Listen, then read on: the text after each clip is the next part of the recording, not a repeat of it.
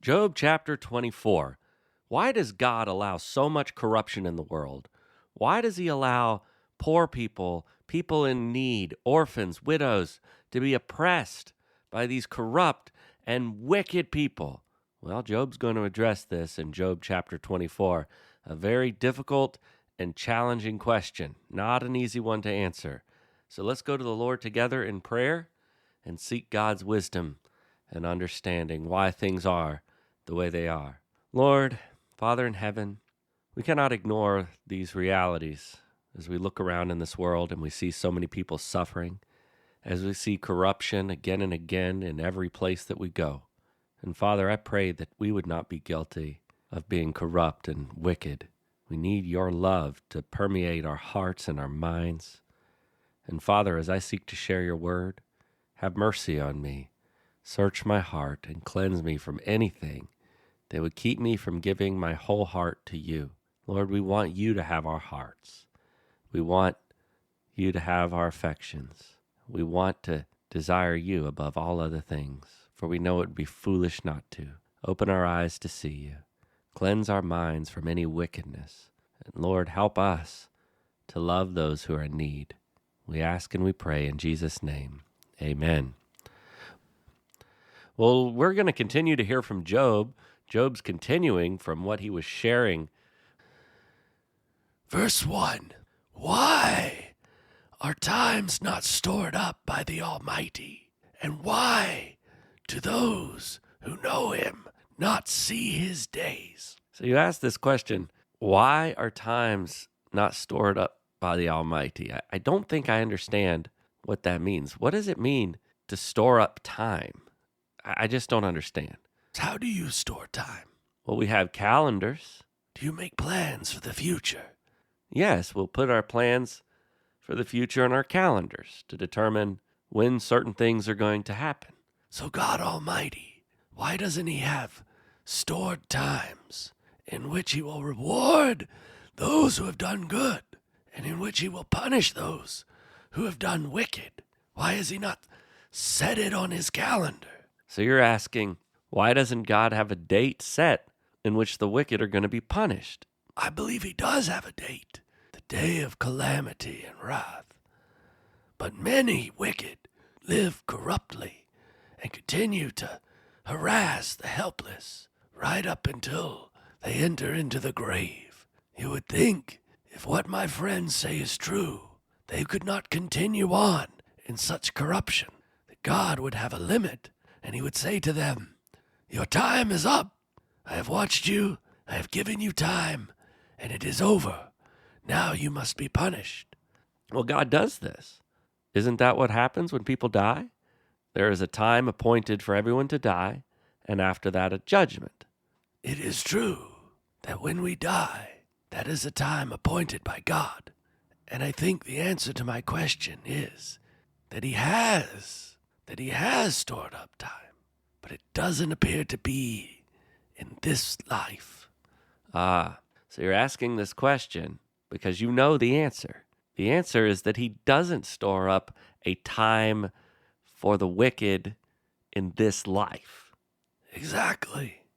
But if your friends, what they have to say is true, they would not be able to continue on for years and years, continuing to corrupt, seemingly without end, until they go to their grave in a ripe old age, having oppressed all of their life, having enjoyed all kinds of pleasures and all kinds of prosperity at the expense of those less fortunate. People do this all the time, do they not? Do you not see it even in your time? Oh, I've seen it everywhere. Everywhere I've gone, every country I've visited, every person I've talked to. This is true. God allows it. So why? Why do those who know him not see his days? So, Job, what do you mean by his days? God's days? Those who know him don't see his days of judgment. But there's only one day of judgment. There is only one day of judgment. That's the answer to my question. Why don't we see many days of judgment on the wicked. Why doesn't God show up on a regular basis and bring judgment upon the wicked and justice to the poor and bless those who know him? Why do we not see this? And you've already given the answer. The answer is because there is only one day of judgment, and there is a time. Well, it says this in Hebrews 9:27. As it is appointed for men to die once, and after this comes the judgment. After man dies, not before. God does not bring judgment before death. Clearly not. That's why people are struggling. They expect God to bring out justice in this life. Many don't believe in God because he has not brought judgment on the wicked in this life, though many long for it. I could see why many people long for judgment. And it could be frustrating for many to see so much oppression and God not bring about the judgment. I imagine everyone has seen this. It cannot be denied. So when dealing with people like your friends, we must hit them with one reality after another. I don't think they're going to like that, Job. Did my friends like it? No. They don't like being reminded of these things. But we must do this. You must do this. Everyone listening must continually share the realities of this world.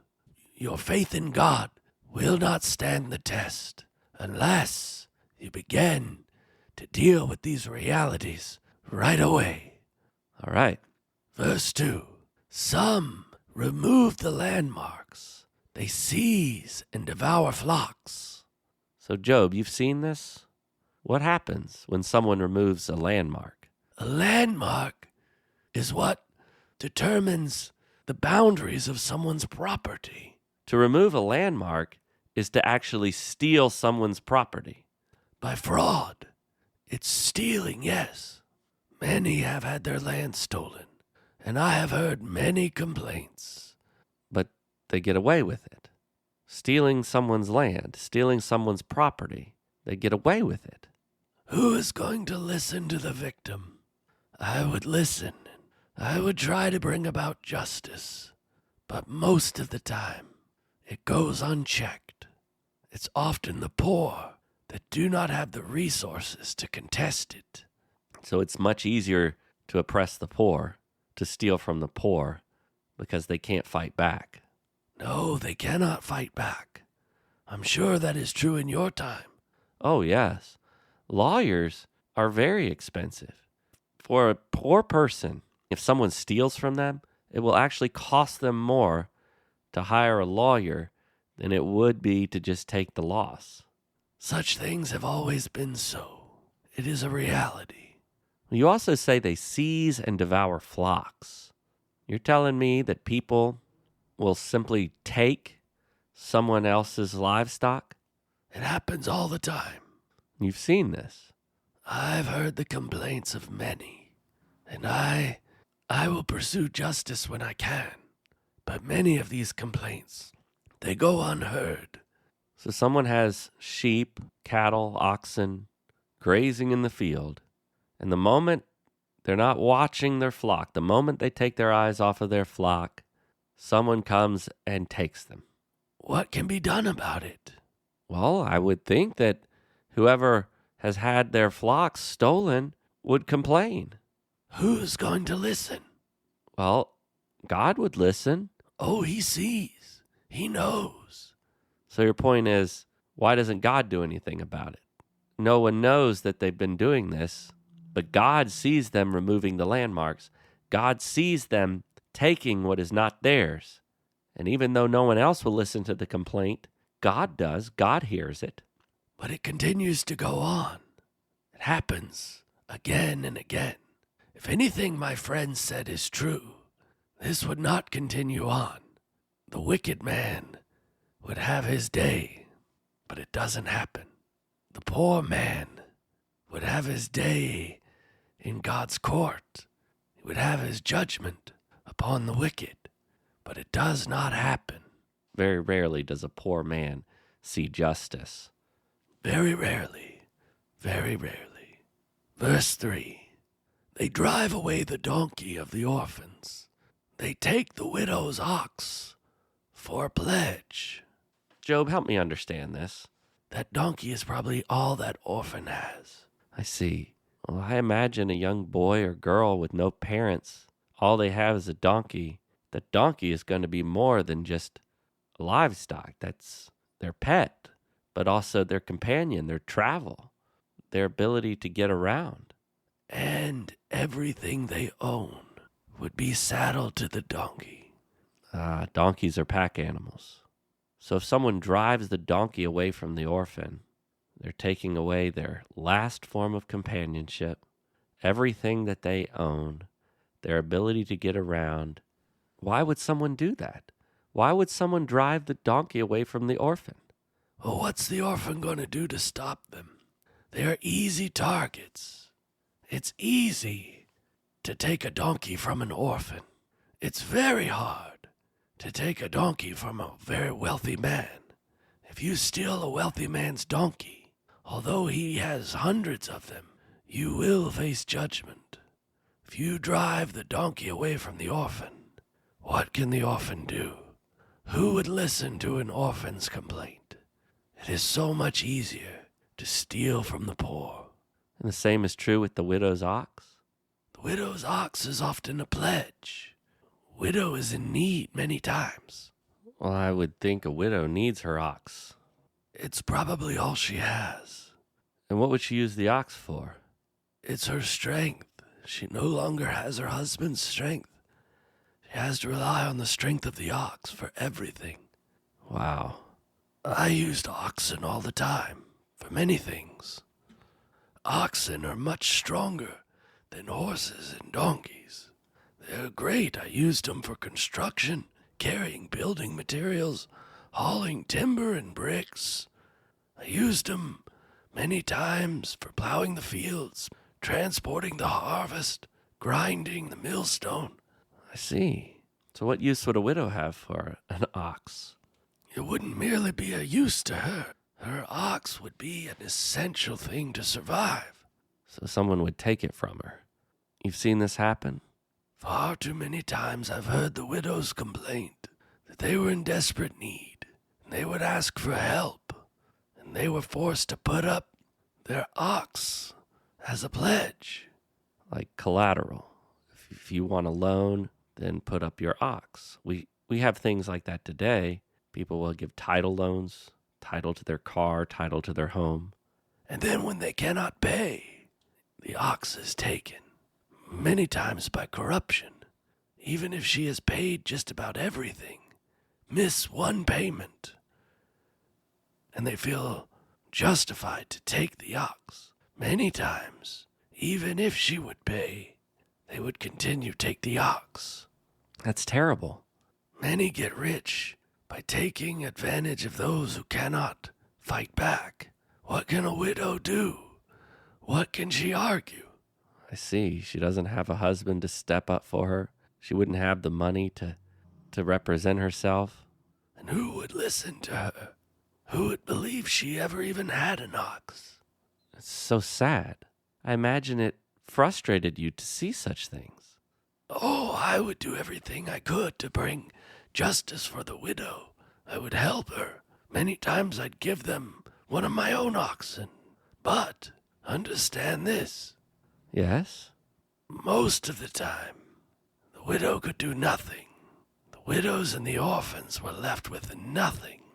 And that's why they're so poor. They're easy victims. And even if they get a little something, it is often taken from them. So if you were to give a widow an ox, or you were to give an orphan a donkey, they probably wouldn't even be able to keep it because someone would come and cheat them out of it or just drive it away, and they couldn't do anything to stop it. They are powerless. So you're saying, why doesn't God stop it? Why doesn't God put an end to it?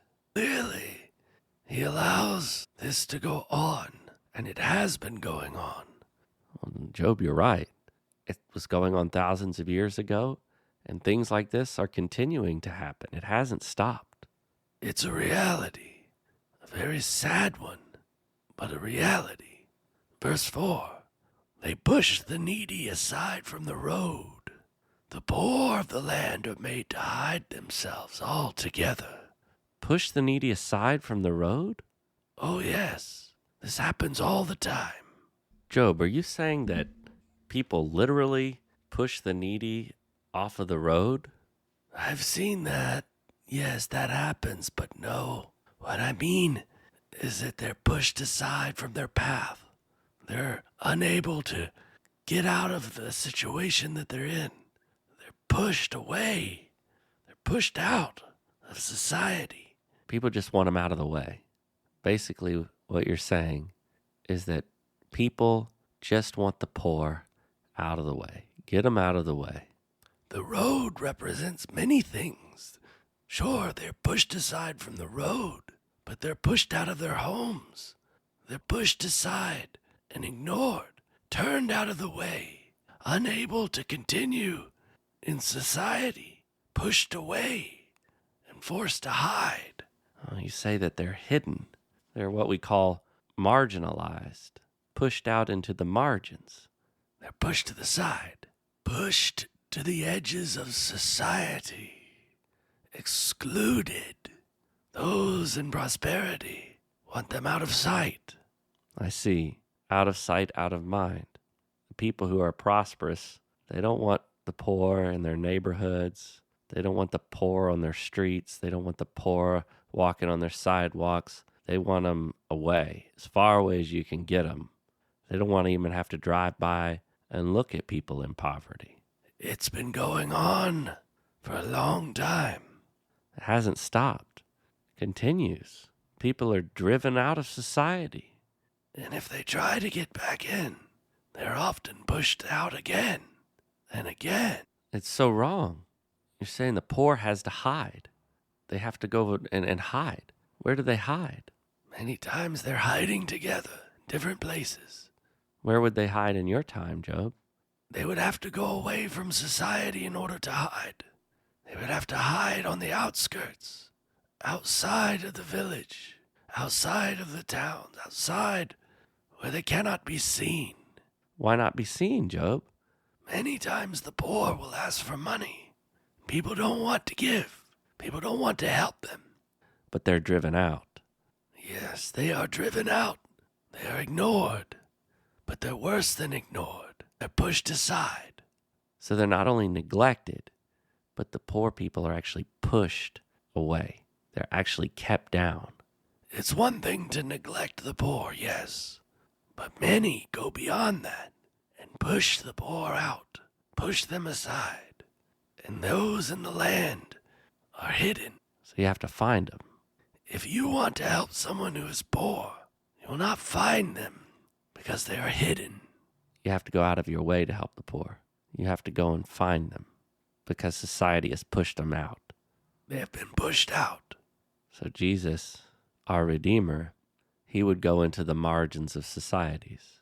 He would go to the least and the last. He would find where they were hiding, and he would help them, while others were continually pushing them aside, even the religious types. Even people like my friends. It's true. Well, how do they justify this? How do they get away with pushing the poor aside? They tell themselves they deserve it, just as my friends tell me I deserve this. They look at the poor and they say they deserve what they get. I hear that today. The prosperous push them aside. But our Redeemer went out of his way to help the poor. Many times I would go out of my way to help those in need, yes, because they are pushed out of the way. And we must go out of the way in order to help them. Thank you, Job. Verse 5, behold, as wild donkeys in the wilderness, they go forth seeking food in their activity, as bread for their children in the desert. This is a pretty sad description of the poor. Yes, it is. Wild donkeys. Donkeys weren't made to be wild. No, God never intended donkeys to be wild animals. They were meant to be domesticated. They are not equipped to survive in the wilderness. Well, Job, what's a wild donkey like? A wild donkey is desperate, usually skin and bones. But in the wilderness, it is even worse. The chances of survival are slim. Every day is desperate just to find food. There's nothing the donkey can do against predators. This is a picture of the poor. They're struggling just to survive. Every day is a struggle. They go forth seeking food in their activities. You may have many activities you enjoy, many things that you do and participate, but the only activity of the poor is to find food. They invest all of their effort just to survive, just as a wild donkey struggles merely to find food. So we see the poor as they are driven out. They have to find whatever is there, but not just for themselves, as bread for their children in the desert. Job, there's not bread in the desert. No, there's no bread in the desert. It's a struggle. This is a terrible picture. A wild donkey's not going to make it in the wilderness. They're not going to find bread for their children in the desert. Though they seek, though they strive, doesn't matter how hard you try, you're just not going to find it there. It's because they have driven out of society. It's a desperate situation. But they were driven there. They don't have any other choice. They were driven there. They have no other choice. While the wicked live in prosperity, and while the wicked are at ease, the poor struggle and strive just to feed themselves, and many times can't even do that. And it's not because they're wicked. It's not because they're wicked. Many times the wicked are the ones that are prospering. We're told that the poor people are there for a reason. They're there because they have been marginalized, pushed out. Many people work hard and are still pushed out. If you are pushed out of society, like a wild donkey in the wilderness, or you are forced to find bread for your children in the desert, it doesn't matter how hard you strive, how hard you work, how early you rise, you are doomed to fail. It has nothing to do with a lack of motivation on your part. What could motivate someone more than feeding their children? The wicked ought to be the ones driven out. Yeah, I think that, Job. It seems like the wicked should be driven out, and yet they're living in mansions. They're prospering. This is a reality that many times people don't want to accept. Sure, there are many people who are poor because of their own failures, their own sloth, and their love for sleep and their unwillingness to work. That does happen, and it happens often. And there are many who are wealthy because they work hard and they are productive members of society. But that is not always the case. As corruption increases, which it always will, you will have more and more wicked, corrupt people in high places, and more honest, upright, and good people in low places. That's true, Job. You're saying it's not so simple. It never is so simple. Many would love for these things to be so simple. I know why we are called to help the poor. Just because a lot of people have a victim mentality doesn't mean that there aren't real victims out there. So what's the difference between somebody who's a true victim and someone who has a victim mentality? Even the wicked will claim to be a victim. Job, are you a victim? Do you have a victim mentality? Do you think I'm a victim? I know you're a victim, but I don't think you have a victim mentality. You acknowledge that these things are from God, the things that you face. You accept them. You don't blame others. I haven't heard you once blame what you're going through on others, even though clearly you are a victim. the Chaldean raiders, the Sabaeans, the fire from heaven, and Satan. The evil has come against you. You are a victim. But I've never heard you once blame others for your problems. I've never heard that before. I'm not saying that we should encourage people to make excuses and to blame others, but we must avoid these extremes. One extreme is to say that those who are poor because they deserve it, and then cast them out of society, whereas those who are wealthy because they've earned it. That would be a tremendous fallacy. There are greater things at work here. There are wicked poor, and there are righteous poor. There are wealthy who are wicked, and wealthy who are righteous. And there are many reasons for this. But we cannot deny that many have built their fortune by oppressing the poor. That is the reality I see. And they are put in this situation that they cannot climb out of. They are oppressed. Verse 6, they harvest their fodder in the field and glean the vineyard of the wicked. So the poor, just like wild donkeys in the wilderness, are striving to get their food from the field, like an animal. Like an animal, whatever they can find. Like scavengers, like dogs. They are reduced to such a state. It says they glean the vineyard of the wicked. It is the wicked with the vineyard. The wicked enjoy the first fruits. The wicked with choice wine. But the poor get the leftovers, the fodder. The poor long for the crumbs that fall from the rich man's table, and they're left unsatisfied. They go after what's left over. We see that today. Starving children digging through the trash, digging through dumpsters, just trying to survive, whatever they can find. And they're reduced to this because society has pushed them out like a wild animal. Should we treat children like wild animals? I imagine if a child has grown up like this, has been pushed out of society, has been pushed into the wilderness, they're not going to be civilized. Making it easier to justify pushing them out. Would you expect an orphan who has been pushed out of society to be well behaved? No. But whose fault is it really? The people who've pushed them out, the people who've oppressed them and taken advantage of them, who've built their wealth by stripping them of everything. My point is, this is a great injustice. And yet we serve a just and righteous God. I see that. I could see why people recoil at this reality. I could see that even religious people would want to marginalize the poor because this reality makes it hard for them to believe that God is just. I found this to be true when I share the realities of starving people all over the world, the suffering of the world.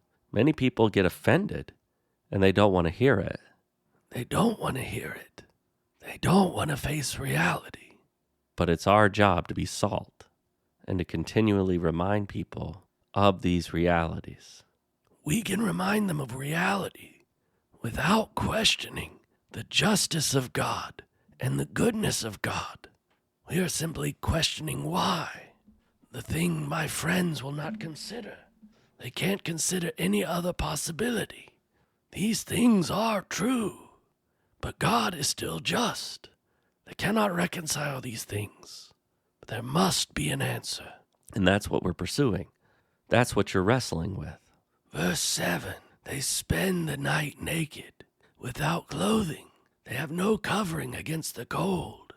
They are wet with the mountain rains, and hug the rock for want of shelter. The condition of the poor. Naked in the night, without clothes. That's got to be hard. It's one thing to sleep outdoors. It's another thing not to even have clothes. They are left with nothing. No one can pity them because nobody sees them. At night with nothing. No covering against the cold. Shivering. It's a sad picture, what they've been reduced to. When people are pushed out, they are forgotten. These things are ignored. People want to forget them so much that they will actually make their suffering worse. By pushing them out into these situations, they're out of the way, but their suffering increases. And there's no comfort, not even from the cold of night, from the weather. And the wicked remain comfy in their beds, warm and cozy, and continuing to pad their life with luxuries that they've gotten from taking advantage of these poor people. It's a great wickedness. But it's so common, people don't even see it as wicked. They do it all the time. Many, I think, aren't even aware. They're not aware because the poor are hidden from them. It helps if they're hidden. Yeah, I think many of them are hidden on other sides of the world, other places. We can't see their suffering. Their suffering is real, but we can't see it. We don't see them shivering in the cold at night. We don't see them struggling to feed their children. Just because we're not aware of it doesn't mean it's not happening. It is happening. Many do not want to be aware of it. So we need to make them aware of it. It's our responsibility as light and salt to make them aware of it. They will not like that, but they must face it. We must face it. We must be ready to give an answer, but if we ignore these realities, we're ignoring the questions. How can we have an answer to these things? We won't have an answer. I don't even understand it, aside from one reality, that judgment will come. Judgment will come upon the wicked, and God will redeem the poor. You say they're wet with mountain rains. They hug the rock for lack of shelter. Not only are they cold at night, the rain is pouring down on them. They can't even find shelter at all. That's what happens when someone is pushed aside, pushed out of the way. And nobody sees the rain falling on them. And maybe someone might be tempted to show pity. If they're pushed out of society, the temptation to show pity is diminished. Out of sight, out of mind. Every night, there are poor people shivering in the cold with the mountain rain falling on their head. People don't want to see it. People don't want to know about it. It's disturbing. This is disturbing. I see. They don't want to face these disturbing things. Reality is often very disturbing. So we ignore reality and we ignore the truth because we don't want to face. You say they hug the rock for want of shelter. Hugging a rock? What good could a rock do? Hugging a rock, it might stop wind from one direction. That's it. I think that's another prophetic statement. Our Redeemer is the rock that the builders rejected. The poor can hug Jesus, and Jesus will be their shelter. Our Lord is their shelter. That's a wonderful picture. Those that are marginalized, who are going through these hard times, God values them. Society has a hard time believing that God would value something that they don't value. But these poor people, these people struggling in the outskirts of society, they're just as important to God as anyone else. God cares for them. It gets worse. And that's what people don't want to hear. They want us to stop. They want us to say, oh, it's not that bad. Oh, it always gets worse. Reality is a disturbing thing. Maybe people need to be disturbed. Maybe they're comforting themselves in their delusions. Verse 9, others snatch the orphan from the breast, and against the poor they take a pledge. Snatching an orphan from the mother's breast. How could they do such a thing? That's beyond cruel. That's cruel to the mother, and that's absolutely cruel to the infant. Why would they do such a thing? I just can't wrap my mind around why. Because they're defenseless. A fatherless child on his mother's breast. They take away the one thing he has, the one source of nourishment, and her most precious, precious child taken. Job, it's such intense cruelty. Is there no pity, no sense of mercy, no compassion whatsoever? You'd have to be a monster, insanely cruel to do something like this. Why? Many orphans make very good slaves. Oh, this is terrible. It's terrible, Job. It's been going on for all of human history. I know it's going on in our world today. I know that to be true. Something like 50 million people are living in slavery today. Human trafficking is huge. Kidnapping. I mean, that's what we're talking about, kidnappers. And the main reason people are kidnapped, especially a fatherless child, wouldn't be for ransom, but to make him into a slave. Human trafficking has been going on for so long. That's so disturbing. No wonder people want to ignore that reality. People hate disturbing realities, don't they, Job? Well, it disturbs you, doesn't it, Job? Are you not disturbed by these things? These things break my heart. So why do you face them? If they break your heart, why not just ignore all of these realities? I think you know the answer to that. Because you can't love if you don't face the reality of what's going on in the world. And there is a reality that these children are hurting, they're starving, they're dying.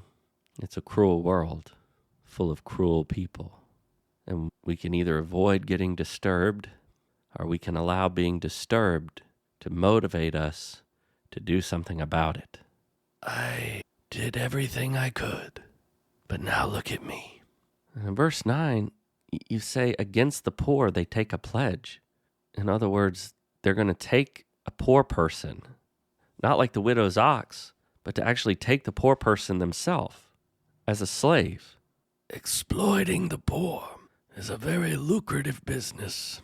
Verse 10, they cause the poor to go about naked without clothing, and they take away the sheaves from the hungry. Seriously, the poor going about naked. How could that happen? Stripping their clothes is part of pushing them aside, getting them out of the way. In shame, they run and hide. Nakedness produces shame. When they're uncovered, they want to hide themselves. And when they take away the dignity of the poor, and they have no dignity, and they are full of shame, they run and hide. So stripping the poor of their clothes is a good way to get them to go away. Ugh, it's so cruel. The cruelty is unbearable to consider. And then they take away the sheaves from the hungry. A sheaf is a bundle of what has been harvested. So if you harvest grain, you bundle it into a sheaf. The poor have done the work of gathering and harvesting, and then it is taken from them. It happens all the time. The very thing they need the most just to survive, that they have worked for, it is taken from them. Verse 11, within the walls they produce oil. They tread wine presses, but thirst. So they're producing oil, they're treading wine presses, they're working to provide oil and wine for rich and wealthy people, but they themselves have nothing. It's always been happening. They go to work doing intensive labor, treading out the wine press, pressing the olives. I mean, that takes a lot of work. And yet they're not even they're not even paid for what they do, much less paid for what they do. They don't even get to enjoy what they're making. It's like they're literally being worked to death. It happens all the time. No wonder people ignore this. It's too disturbing. Accept the reality, but you do not have to like it. This will make me feel guilty the next time I enjoy olive oil, or the next time I enjoy wine or grape juice. I'm going to feel ashamed. I think almost every product we use involves some sort of exploitation somewhere in the supply chain. So what if somebody was exploited to provide me with these things? Your guilt isn't going to help them. Guilt doesn't change anything. Awareness leads to change. So guilt will only prevent awareness and cause us to ignore it all the more. Guilt does not help. Awareness does. I see. Many would love to show pity, but they are unaware. I see. So we have to make people aware. Verse 12. From the city men groan, and the souls of the wounded cry out. Yet God does not pay attention to folly. So you're saying all of these things are happening. People are crying out in all these areas. The people in the city are groaning. The souls of the wounded, the people who have been victimized, the people out there in the wilderness striving to feed their families. It's going on all the time. Unspeakable horrors. Yes, the realities I have shared with my friends. These things are going on continually, and they're groaning, and they're crying out, and yet God does not pay attention to folly. God seems to be paying no attention to the wrongdoing. That's hard to accept. That's very hard to accept. It's a reality. You have to accept it. Whether you want to or not, it's a reality. You do not get to decide what is reality and what is not reality. What if I say, I don't want to believe it? I don't want to believe these things. It does not change the truth. Many do not want to believe these things. Many reject them. I think the hardest part is the idea that God does not pay attention. And I assume what you mean by that is that God's not doing anything about it. God's not bringing justice. God's not bringing down the wicked. God seems to be allowing them to thrive. And he continues to allow the poor to wander around naked without clothing, allow them to starve to death, allow them to be brought into slavery, while the rich continue to enjoy more and more. It's all true. Everything is true. I conclude from our discussions, Job, that if all of this is true, and God has not brought judgment upon them, there has to be a judgment to come. A judgment for those in my day and in yours. A judgment after this life. It has to be so. This could not go on without a judgment. And as you said, there's appointed for a man once to die, and after that, the judgment. Judgment comes after death. We long for judgment and justice now, for God to destroy the wicked and deliver the poor, to deliver the captives. That is what our Redeemer will do. Verse 13. Others have been with those who rebel against the light. They do not want to know its ways, nor abide in its path. Job, what does it mean to rebel against the light? Why would anyone do that? They do not want their ways to be seen. So as we've talked about exposing realities, they don't want these things exposed. The best way to put an end to corruption is to expose the deeds of darkness. So they don't want to know the ways of light. They don't want to live a life of transparency. They don't want people to know. If no one knows, if the poor remain hidden, pushed out into darkness. It's a scary thing. But really, this is what you're saying. You're saying that wicked people, they choose darkness. They want to walk in darkness. They walk in darkness because they do not love. When you do not love, you do not care for the poor. You want to be able to get away with things. I see. Because the light exposes darkness. People hate the light because their own deeds are evil. They are rebelling against light. That's what Jesus says when he's talking to Nicodemus in John chapter 3. In verse 19, he says this, "This is the judgment, that the light has come into the world, and men love darkness rather than light, for their deeds were evil. For everyone who does evil hates the light and does not come to the light for fear that his deeds will be exposed. But he who practices the truth comes to the light so that his deeds may be manifested as having been wrought by God." Our Redeemer knew this. It's always been true. Always. They run from the light, for their deeds are evil. They do not want to abide in the paths of the light. Ah, so they do their work at night. They do their work when they feel that they are not being seen. Verse 14, the murderer arises at dawn. He kills the poor and the needy, and at night he is a thief. So rising before dawn, that's not just getting up early. Rising before the light. And he kills the poor and needy. Why kill the poor and needy? They're hidden. It's easier to get away with killing the poor and the needy. Because they've been pushed to the outskirts. And you can do something stealthily. You can kill the poor and needy without being noticed. You kill somebody wealthy.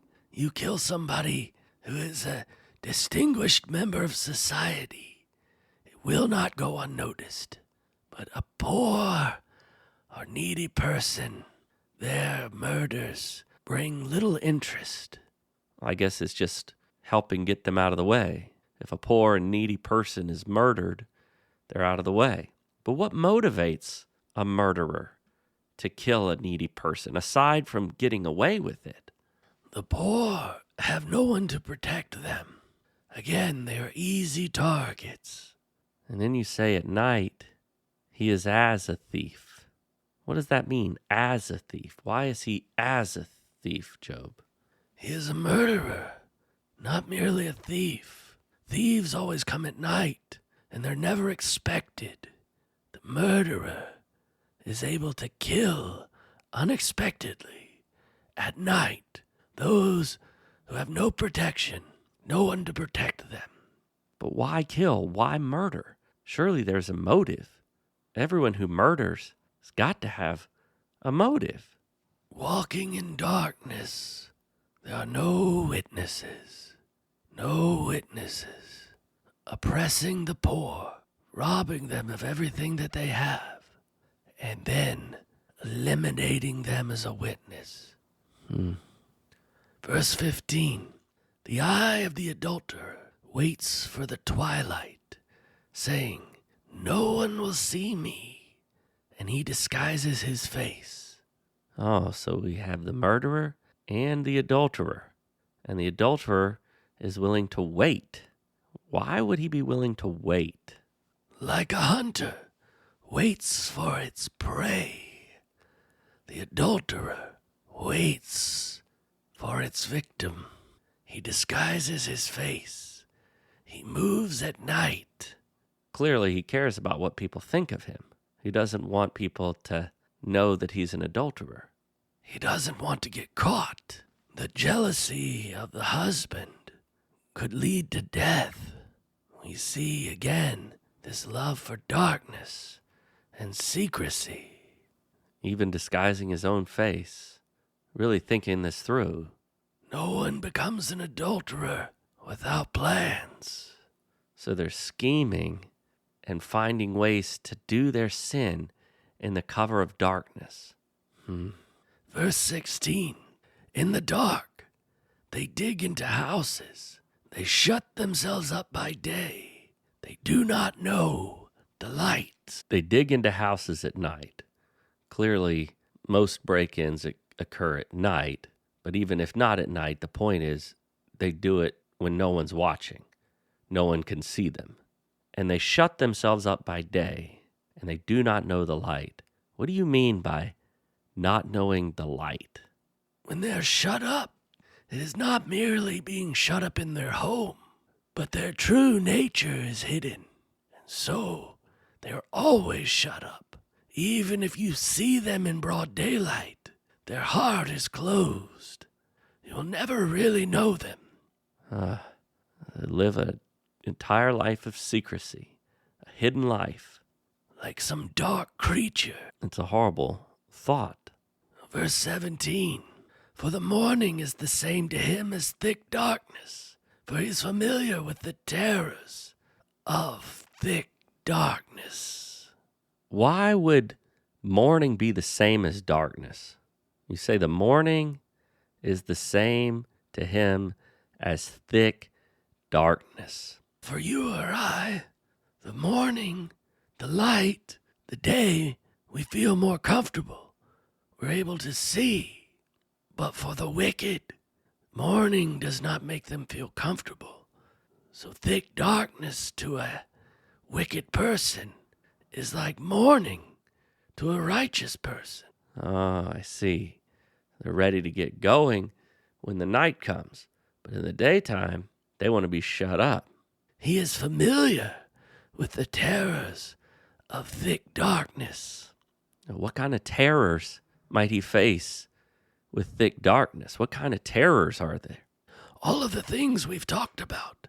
Murderers, thieves, adulterers. He's familiar with these things. He does not fear them, whereas a righteous person would fear the terrors of darkness, but he himself is a terror. Verse 18, they are insignificant on the surface of the water. Their portion is cursed on the earth. They do not turn toward the vineyards. Insignificant on the surface. I think the water is so vast, so big. And the foam of the waves on the water, how quickly are they gone? Very quickly. I mean, this stuff isn't going to last. Their life will not last. Their portion is cursed on the earth. Well, they have a lot to enjoy, but it has a curse. There's a curse on it. What does the curse amount to? They won't be able to enjoy it because their hearts are hard and dark. Someone with no pity, no mercy can have no real love. So that's why they do not turn towards the vineyards. Vineyards are a place of celebration and community. They will not enjoy this. Even if they go to the vineyard, they will find it a burden. A burden to be shut up and closed in, having no real companions, living a life of secrecy and stealth. It's all a show. It's all an act. They're no genuine friends. So he wouldn't want to go to a party at the vineyard. He wouldn't want to go over there because he wouldn't be able to enjoy it. It would be an act. Life is meaningless without relationships. He cannot have any relationships except with the terrors of himself. Can't be in a relationship if you can't relate to someone. And the only people he can relate to are wicked people. And what kind of companions are those? Not good ones. Verse 19, drought and heat consume the snow waters. So does Sheol to those who have sinned. Doesn't take long for snow to melt. And inevitably, what you mean by the shortness, as far as the surface of the water, is that Sheol is coming much more quickly than we realize. His days will come to an end. Well, we're all going to Sheol. All of us. We've all sinned. We've all sinned, melting like snow water. Cursed portion will only bring sorrow and misery. Verse 20, a mother will forget him.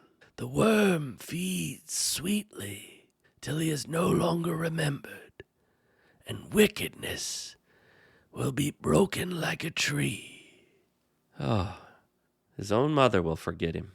I suppose when a mother forgets, who else is going to remember? Nothing will last. Nothing. The worm is going to feed on him continually.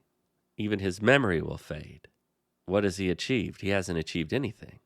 It's all for nothing. His fate is no better than the poor in the outskirts of society. It'll all be over. And just as nobody remembers the poor, No one will remember the wicked. So he's going to be broken like a tree. What does it mean to be broken like a tree?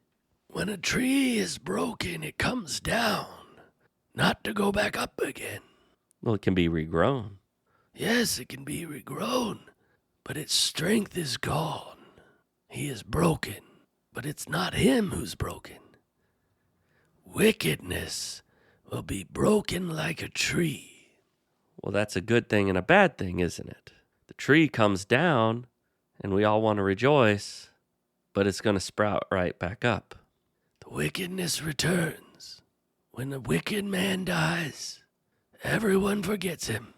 Just as a new sapling or a new shoot springs forth from the roots, so the evil, the wickedness, will be back and will return. That's why wickedness has continued. Is when one wicked man dies, he's gone, but the wickedness returns again and again and again. Verse 21, he wrongs the barren woman and does no good for the widow. Again, preying on the weak and helpless. The barren woman has no one. No one to defend her, to protect her.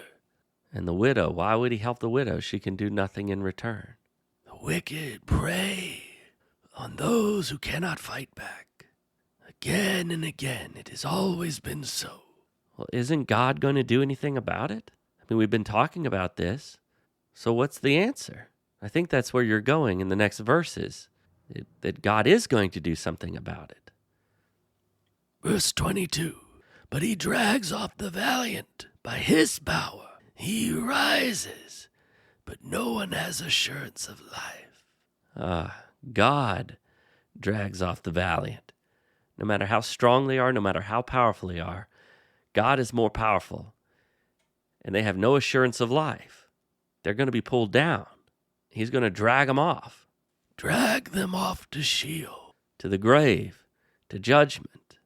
Not in the way that people would like to think, but in a much more significant and a much more powerful way. He rises, but no one has assurance of life. We might wake up in the morning, but we don't have any assurance of life. No, not even for a day. You may wake up tomorrow, but you don't know that your life will continue. We have no assurance of that. So you're showing the significance of death, that death is coming to all. And while it seems that the wicked is getting away with it, God is going to drag them off. They have no assurance of life. Even though they live a long time, death will come to them. He will drag them off to Sheol, just as the drought and heat melt the snow. It will happen. They have no assurance of life. But they do have an assurance of death. The wicked have an assurance of death. He provides them with security, and they are supported, and his eyes are on their ways. God makes them secure. God supports them. God's even supporting the wicked. It makes sense because they couldn't live without God's support. No, they couldn't live for even a moment without God keeping them alive. It's the Spirit of God keeping them alive, keeping them safe. God's doing this. God's not just ignoring it. He's got a hand in it all. More than that, he sustains them. He knows everything they're doing. He knows their heart. He knows their victims. He is well aware of it. We can't even imagine. But God is fully aware. And all of this is set in place by him. Whoa.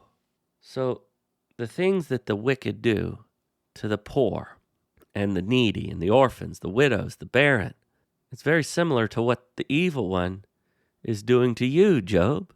It is. Whatever this creature is doing to me, he is merely a tool. So you're saying that what these evil men do, these evil, wicked people, God is supporting them. They're in God's hands. He could crush them at any moment. It's not that God is ignoring what's happening. He's right there, actively involved in it. Does that mean he's causing it? He could stop it at any time. Just as you say, he could have forbidden this creature that you call Satan from doing these things to me. And I say it was God. So you could say that God oppresses the poor, the orphan, the widow, and the needy by allowing them to be oppressed by these evil people, by supporting the evil people, by allowing them to continue to have life. God does this. He does. I could see why people would hate that. When you say that, the immediate assumption is that you believe God is evil. If God does evil, if he allows evil, then he must be evil. No. God must be good. God does these things to the widow, the orphan, the fatherless, the barren woman, those in the outskirts, throughout all of human history. He has done this. And he must be good. He has done this, and he must be good. That's what we must believe. He is good, and we have to believe that he is good. He is loving, and yet he does these things. There has to be an explanation. How we reconcile the two. If I did these things, I would greatly be evil. The means do not justify the end for us, only for God. I see. I can never say the means justify the ends. Only God can do that. For you do not know the end. You must trust God and obey him and him only.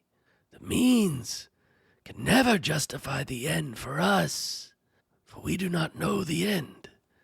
But for one who is all-powerful and all-knowing, he alone can determine that the means justify the ends. So all of the things that he is allowing to happen and allowing evil to continue and allowing corruption on the earth all over the world, it's actually going to bring about something good. It must. Verse 24, they are exalted a little while, then they are gone. Moreover, they are brought low, and like everything gathered up, even like the head of grain, they are cut off. Okay, so the wicked are exalted for a little while. God exalts them. I have always believed God exalts the humble. He does, but he also brings them low. He brings us low for a little while, but he lifts them up for a little while. I see. So Job, you are brought low for a little while, but you will be exalted. Our Redeemer was brought low for a little while. Those who are oppressed and marginalized and cast out, left on the outskirts, they have been brought low. God has brought them low, but they will be lifted up. But as for the wicked, they will be exalted for a little while, and then they will be gone. Not only gone, moreover, they will be brought low, and like everything gathered up. Gathered up for the day of judgment. Yes. Jesus talks about this. Gathered up like one gathers wheat and gathers the tares to be thrown into the fire, whereas the wheat will remain. Even like the heads of grain, they are cut off. So like wheat, it's all going to be cut off. The wheat and the tares. The grain, everything is cut off. And then it will be separated in the judgment, just as our Lord, just as our Redeemer taught. The wheat separated from the chaff, but it's all going to be brought down. Verse 25. Now if it is not so, who can prove me a liar and make my speech worthless? Job, all of the things that you said, all of these realities, many would want to deny them. And it's easy to deny something, but to prove that they're untrue, that's impossible. Any amount of research today, thousands of years later, would prove every word that you've said to be true. No one can prove any of these realities to be untrue, although they are very disturbing, although we know people would want to deny them. You're giving them an opportunity. And if they were to disprove any one of these points, your entire speech would be worthless. And what's the point of your speech, Job? What's the main point of your entire speech? That the wicked prosper, and many times the righteous suffer. In fact, even necessary, that I may suffer, though I am blameless, though I am pure. I think you've just proved your friends to be liars. I'm sure they would love to make your speech worthless, but all they do is resort to ridicule, not proof, not a rational discussion, nothing like that, just ridicule. Yes, that's their go-to thing, ridicule. Well, Job, thank you for taking the time to talk to me. I'd like to close in prayer. Father, as we look around at the world today, we see many suffering. And Father, I pray that you would help us to go out of our way to help those who are in need. Lord, forgive us when we have pushed the unfortunate away because we're too busy or too caught up in our own things to help them. Help us to go out of our way to be there for those who are marginalized. Help us to love them as you did. Lord, forgive us when we're so caught up in so many other things. And Lord, as we wrestle with these realities, Lord, help us to trust in your goodness and in your love and in your justice. We don't have to ignore realities to do that. Thank you. I praise you in Jesus' name. Amen.